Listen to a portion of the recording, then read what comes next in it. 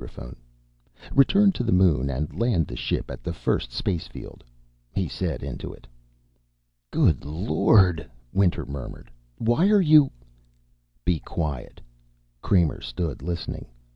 The turbines gasped and roared as the ship swung full around, gaining speed. They were moving back toward the moon again. The ship dipped down, heading toward the great globe below. "We're going a little fast," the pilot said. I don't see how he can put down at this velocity." The port filled up as the globe swelled rapidly. The pilot hurried toward the board, reaching for the controls. All at once the ship jerked, the nose lifted, and the ship shot out into space away from the moon, turning at an oblique angle. The men were thrown to the floor by the sudden change in course. They got to their feet again, speechless, staring at each other. The pilot gazed down at the board. "It wasn't me. I didn't touch a thing. I didn't even get to it."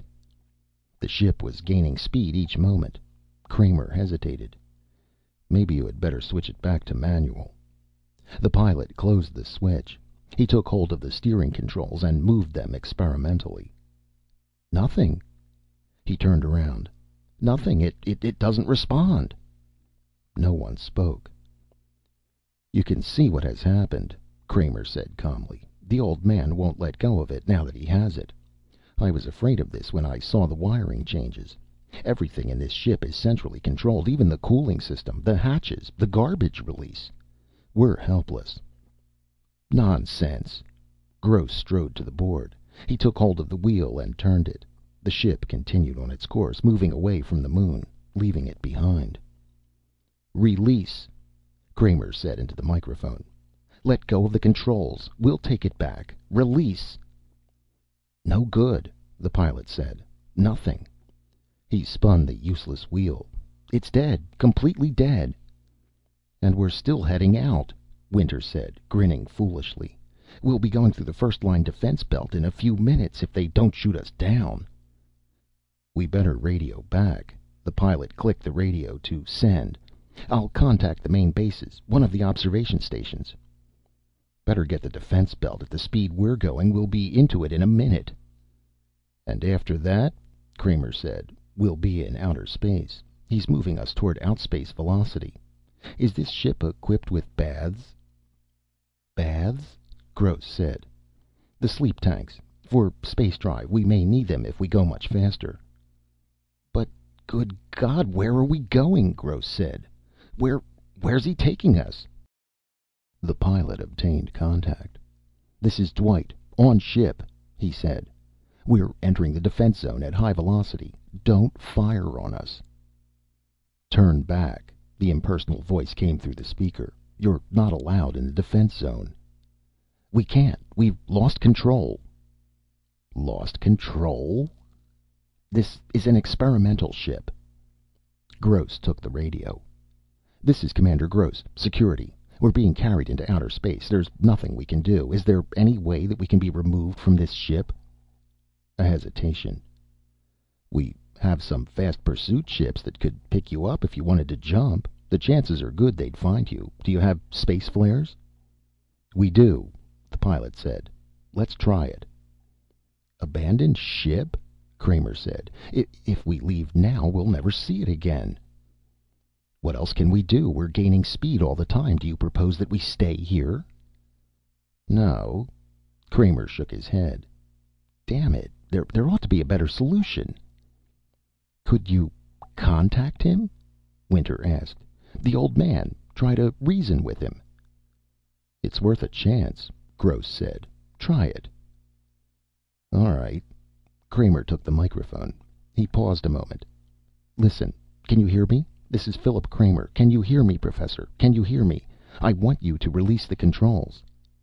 There was silence.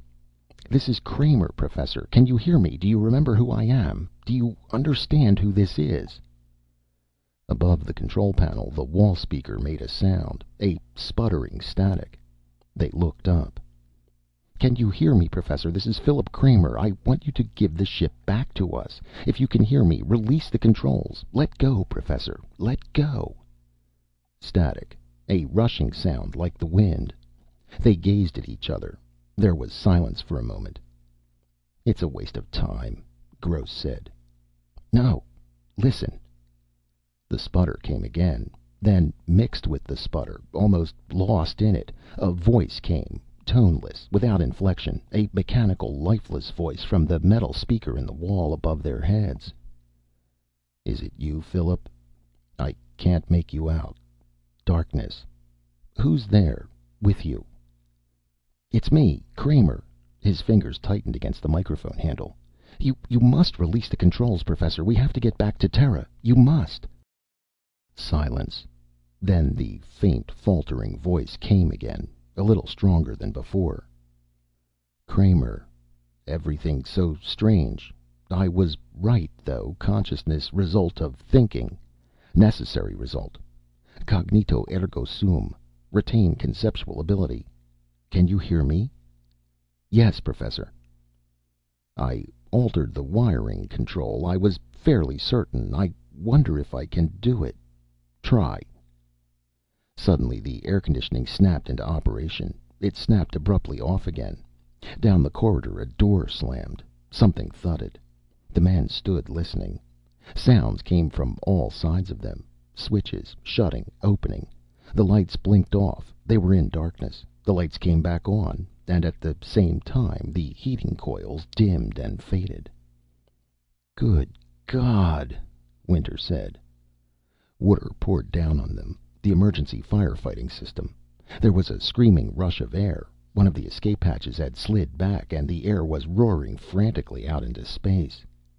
The hatch banged closed. The ship subsided into silence. The heating coils glowed into life. As suddenly as it had begun, the weird exhibition ceased. I can do everything. The dry, toneless voice came from the wall speaker. It is all controlled, Kramer. I wish to talk to you. I've been thinking. I haven't seen you in many years. A lot to discuss. You've changed, boy. We have much to discuss. Your wife. The pilot grabbed Kramer's arm. There's a ship standing off our bow. Look. They ran to the port. A slender, pale craft was moving along with them, keeping pace with them. It was signal blinking. A Terran pursuit ship, the pilot said. Let's jump. They'll pick us up. Suits. He ran to a supply cupboard and turned the handle. The door opened and he pulled the suits out onto the floor. Hurry, Gross said. A panic seized them. They dressed frantically, pulling the heavy garments over them. Winter staggered to the escape hatch and stood by it, waiting for the others. They joined him one by one. Let's go, Gross said. Open the hatch. Winter tugged at the hatch. Help me. They grabbed hold, tugging together. Nothing happened. The hatch refused to budge. Get a crowbar, the pilot said. Hasn't anyone got a blaster? Gross looked frantically around. Damn it, blast it open. Pull, Kramer grated. Pull together. Are you at the hatch? The toneless voice came, drifting and eddying through the corridors of the ship. They looked up, staring about them. I sense something nearby, outside. A ship? You are leaving? All of you? Kramer, you are leaving too? Very unfortunate. I had hoped we could talk. Perhaps at some other time you might be induced to remain. Open the hatch, Kramer said, staring up at the impersonal walls of the ship. For God's sake, open it! There was silence, an endless pause. Then, very slowly, the hatch slid back. The air screamed out, rushing past them into space. One by one they leaped, one after the other, propelled away by the repulsive material of the suits. A few minutes later they were being hauled aboard the pursuit ship. As the last one of them was lifted through the port, their own ship pointed itself suddenly upward and shot off at tremendous speed. It disappeared. Kramer removed his helmet, gasping. Two sailors held onto him and began to wrap him in blankets. Gross sipped a mug of coffee, shivering. It's gone, Kramer murmured. I'll have an alarm sent out, Gross said. What's happened to your ship? A sailor asked